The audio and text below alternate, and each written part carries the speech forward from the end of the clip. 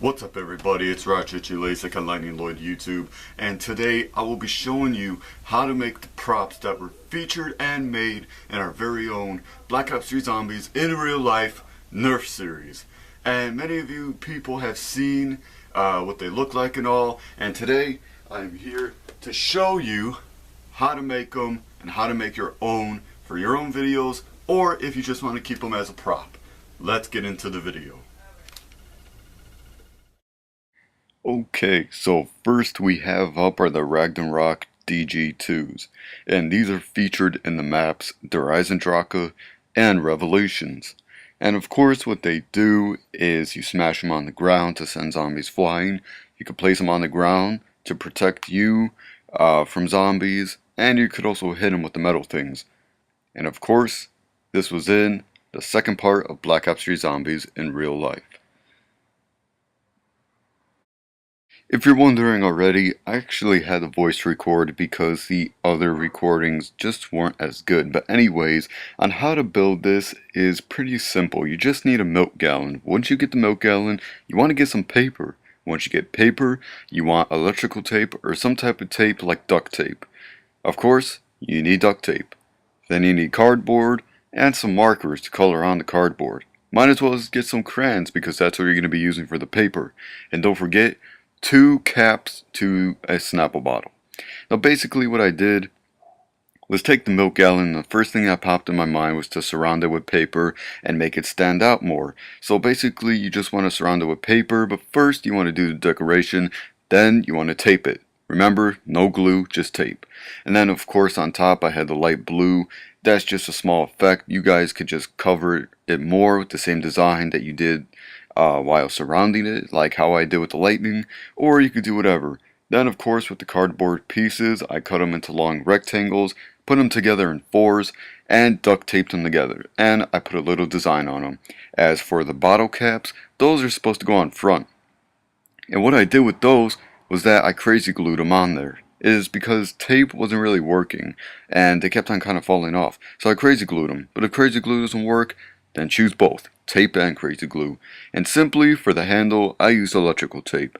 If you want to use duct tape for the handle, go right ahead. And that is how you build the Ragnarok DG Tunes. Next up is the Skull and Sapui. Well, Skull of Sapui, more like the box of Sapui.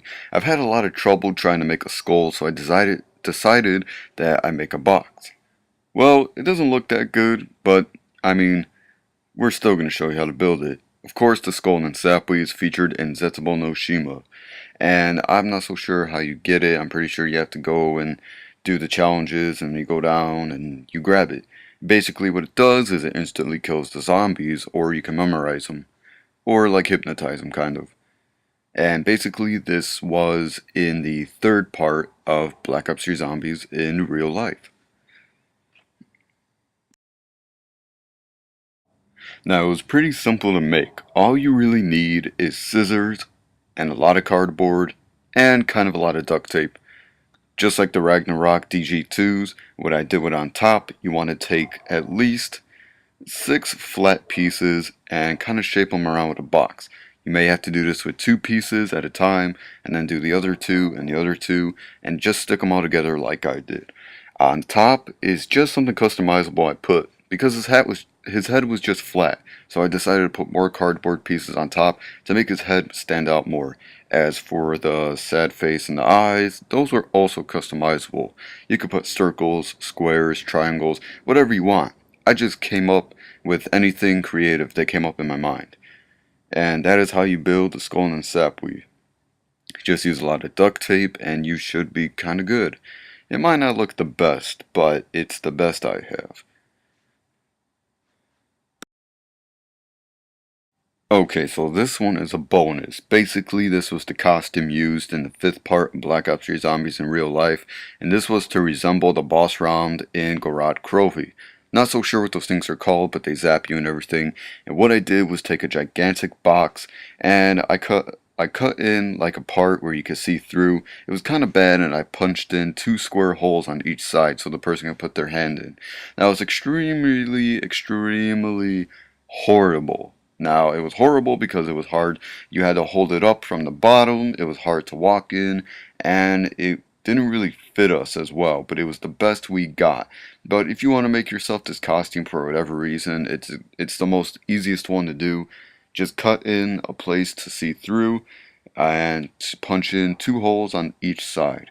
Make sure that the length is good and everything like that, because honestly, this just didn't really fit as well, and it kind of hurt me and Lloyd and our friend Abraham when he was wearing it in the Black Ops 3 Zombies in Real Life Part 5.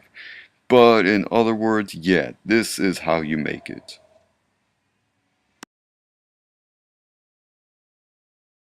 Ah, who could have always wanted to ask for this one? The Guard of Fafnir. Featured in the map, of course, Gorod Krovi and Revelations, I believe. Kind of forgot for a minute. I think they're both in there. Anyways, what the Guard of Fafnir does, it's basically a shield, and you could also shoot fireballs at them, at the zombies and stuff. And this one was extremely hard to make. It really was. Many people may think the DG twos were kind of hard to make, but this one was extremely hard. Now, what I used for this is a rectangle-like box with sides sticking out of it. If you can't find a box that looks just like that, then, well, I'm not so sure. You might have to do it like the Skull and Sap, where you duct tape it around. So what I did was add a lot of creativity on the front, because basically you're going to need a lot of cardboard, paper, and tape. As you could see, I ran out of duct tape and I used electrical tape, but do not use electrical tape. Instead, you just want to use normal Scotch tape. What I did was add my own designs and everything like that, kind of like the Guard of Fafnir. I didn't want to make it exactly like that, but I added my own designs anyways, with the colors, marker, anything that came up in my mind. That's what I use for the front, and of course use duct tape because just the crazy glue doesn't work on cardboard and cardboard. So yeah. As for the front, just like the zombie costume or the boss round costume, I cut a rectangle type of piece on top so you can see through, and in the back, as you saw in the beginning, I also put a grip. And on top, on the top left side, I believe, I also put another thing to grab onto, as you can see on the top left. That is, your right hand goes on the grip, right there, and the top left part, you put your left hand, and that's how you hold it. You could customize it however you want, put it wherever you want, but that's what I had to do, and it was extremely hard because I had to measure everything, of course. And another thing was the back piece, or should I say the top piece that goes on your back. That was also extremely hard because the thing sagged when you put it on your back, because of course when you have the shield, it goes on your back to protect you. But all you got to do is just measure out the string and make sure it fits around you and it's a good height.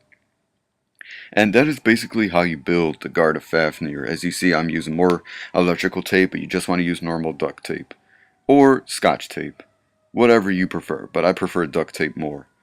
But that is how you build the Guard of Fafnir. It's a pretty amazing weapon, and especially if you want to use it in real life or, you know, pretend to use it, keep it as a weapon. It's really amazing. It really is. Your neck like that, and it's kind of low. As you can see, I messed up, but if it was measured a little bit better, then it probably would have been higher, like right here. Once again, another bonus I wanted to put in. Many people wanted to ask what was the summoning key we used. It was simply easy. All we did was take a Snapple bottle and use electrical tape. You know, like I said, use Scotch tape. Write the symbol on it, and that's what became the summoning key. With the Snapple bottle, we of course took the wrapper off, and we just customized it like that. Because that is the fake summoning key. The original summoning key was just a Snapple bottle without the wrapper on. So that's what we use for a summoning key, an empty Snapple bottle. You can use any other bottles if you want, but we thought this was the perfect size. Alright guys, so that was basically how to make all the props in our very own Black Ops 3 Zombies in Real Life series. I tried my best explaining everything, and I really haven't been playing Black Ops 3 Zombies that much because I'm a little bit more of a multiplayer type of person, but I did my best explaining everything, and I hope you guys enjoyed the video. If you have any questions, leave in the comments below. If you want to build something else, if there's something else that we had but we didn't add in, just leave in the comments below. and I will figure something out. And the instructions will also be in the description too, and a little bit better explained. So yeah, I hope you guys enjoyed the video, and thank you Lloyd for helping me out with this video, and hope to see you in another one. Peace out.